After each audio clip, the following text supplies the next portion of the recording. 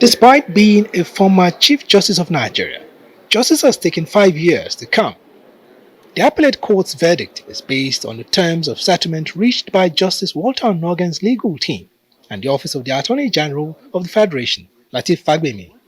On Monday, Onnoghen's lead counsel, Adegboyega Omomolo, informed the court that in line with the court's earlier directive, the parties had agreed to settle and had adopted the terms of settlement.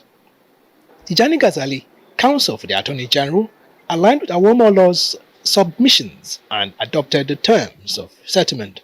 The appeal court subsequently held that the Code of Conduct Tribunal lacked jurisdiction to try and convict the appellant, a judicial officer, without first resorting to the National Judicial Council (NJC), the apex judicial body. We all shouted, we all protested. We didn't know that the worst was coming. The worst that came was the removal of our Chief Justice of Nigeria, the head of the third arm of government, in an unceremonious manner. We all shouted about it.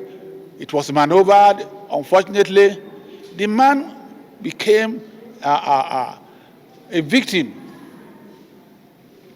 He was denied access to the Council of States. His monies that were in bank were taken away from him. And his life became almost, with respect, meaningless. If you rise from your call to ban 1978 to being removed as Chief Justice of Nigeria, what is left for you? Nothing. When this happened, anything can happen to any of our judges. And we believe that it not or should not happen in a constitutional democracy. Former Nigerian President Muhammadu Buhari suspended the then Chief Justice of Nigeria, Walter Onnoghen, in January 2019, acting on the recommendation of the Code of Conduct Tribunal, chaired by Danladi Umar. The tribunal eventually convicted him on April 19, 2019. He was convicted of all 6 counts of breach of Code of Conduct for public officers.